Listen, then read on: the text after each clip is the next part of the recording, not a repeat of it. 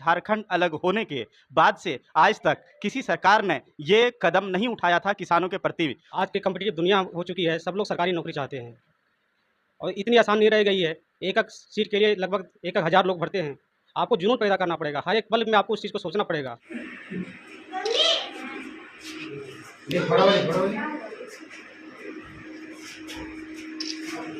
नमस्कार, आईना प्लस में आपका स्वागत है।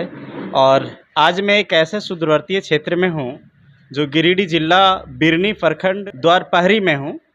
और द्वारपहरी में एक ऐसे घर में हूँ जहाँ से जेपीएससी का एग्ज़ाम निकाल करके और assistant director of agriculture sub divisional agriculture officer के पद पर झारखंड सरकार के जो मुख्यमंत्री खुद अपने हाथों से इनको नियुक्ति पत्र सौंपे हैं।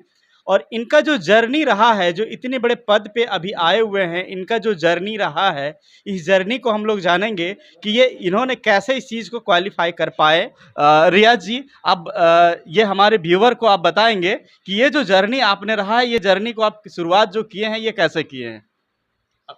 अल्हम्दुलिल्लाह, ये एक सपना था हमारा।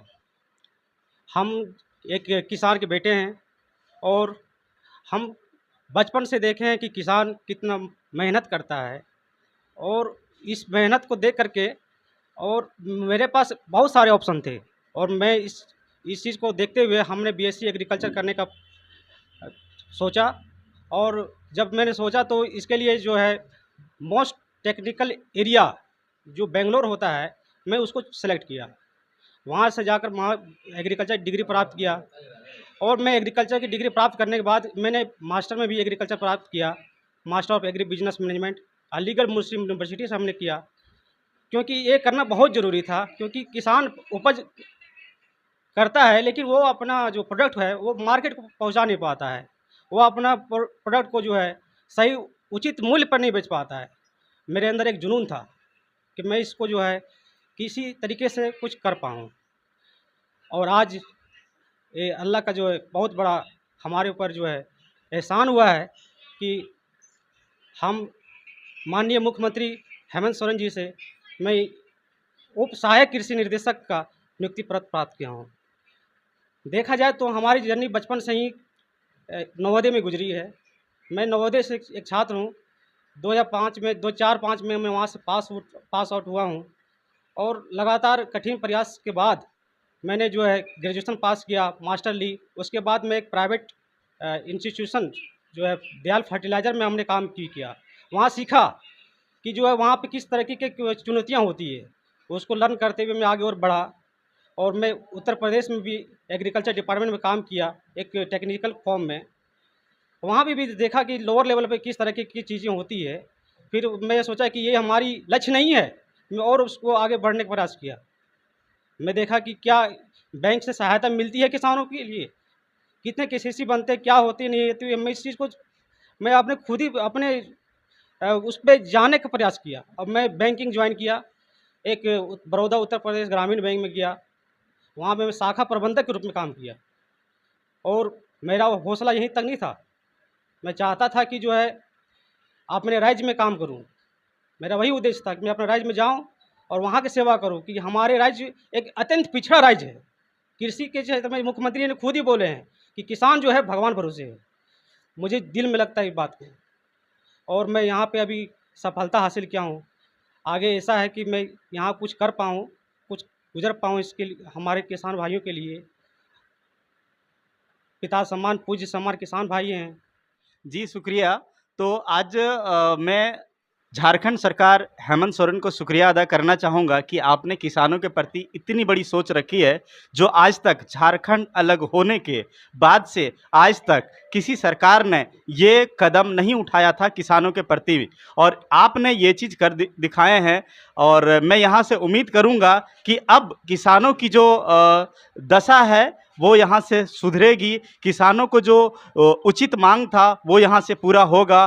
किसानों की जो अर्थव्यवस्था है यहाँ से सुधरेगी। क्योंकि आपने एक ऐसे असिस्टेंट को आपने नियुक्त किए हुए हैं जो सिर्फ कृषि के लिए कार्य करे, जो कृषि किसान के बारे में सोचे। यहाँ के कृषि व्यवस्था, जो झारखंड का कृषि व्यवस्था यूँ कहा जाए तो बहुत कमज़ोर है, और इस चीज़ को आपने उठाने का कार्य किया है, तो मैं आपको तहे दिल से शुक्रिया कहूँगा। और झारखंड में जितने भी उप सहायक हुए हैं, लगभग 129 है, 129 में 12 ऐसे हैं जो कृषि अनुमंडल पदाधिकारी जिला स्तर पे हैं।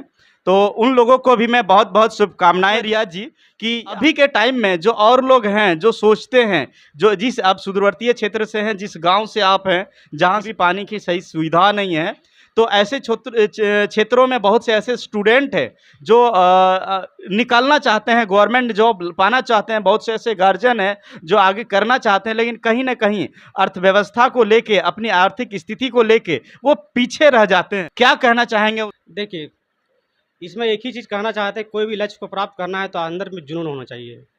अगर आपके अंदर में जुनून नहीं है तो लक्ष्य बहुत मुश्किल हो जाता है। आप ये सोचते हैं कि जो है हम इसको आसानी से प्राप्त कर लेंगे। आज के कॉम्पिटिटिव दुनिया हो चुकी है, सब लोग सरकारी नौकरी चाहते हैं और इतनी आसान नहीं रह गई है। एक सीट के लिए लगभग 1,000 लोग भरते हैं। आपको जुनून पैदा करना पड़ेगा, हर एक पल में आपको उस चीज़ को सोचना पड़ेगा। जैसे कहा जाता है, अब्दुल कलाम ने कहा था, सपने वो नहीं होते हैं जो सो कर देखे जाते हैं, सपने वो होते हैं जो दिन सोने नहीं देते हैं आपको। आपको इस तरह से आपको अंदर वो जुनून जगाना पड़ेगा, तभी आप जो है लक्ष्य को प्राप्त कर पाएंगे। आपको दिन और रात एक करना पड़ता है। जी, बहुत अच्छा चीज़ कहें कि एपीजे अब्दुल कलाम साहब ने कहे थे कि सपने वो नहीं जो सो के देखा जाता है, सपने वो है जो सोने नहीं दे, और वो चीज़ को आपने कर दिखाया है। ये जो काबिलियत आपने हासिल किया है रियाज जी, इसमें सबसे बड़ा योगदान और ये श्रेय आप किनको देना चाहेंगे? ऑफ कोर्स हम अपने माता-पिता को देना चाहते हैं, हम अपने भैया को देना चाहते हैं, 2 बड़े भाई हमारे हैं, बहुत कोऑपरेटिव हैं। तो सभी लोग का हाथ है, सभी लोगों ने हमको मिल के आगे बढ़ाया है, और एक आदमी आगे बढ़ने के लिए सभी लोगों का दुआ चाहिए। हमारे फैमिली मेंबर हैं, सभी लोगों की दुआ मुझे बहुत मिला है।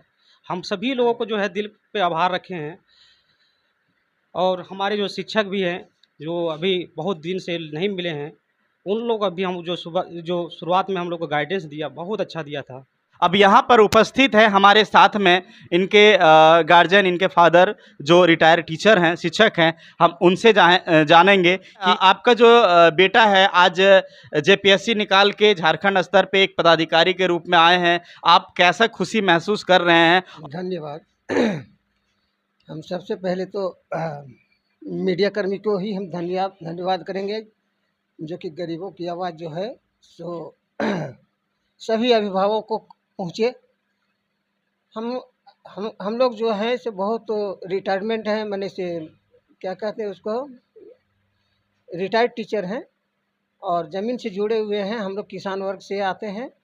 हम लोगों ने अपना बहुत कम संसाधन से अपना जीवन निर्वाह करके बच्चों को पढ़ाने लिखाने में प्रयास किए, अधिक से अधिक इन लोगों को ललायत किए, और हम अपने स्टडी पीरियड में कार्यरत जब तक रहे, सभी बच्चों को अपना बच्चा समझ करके उनको शिक्षा प्रदान किए, जिससे वो बच्चा लाभान्वित हुआ तो हमारा भी बच्चा आज आगे बढ़ा है।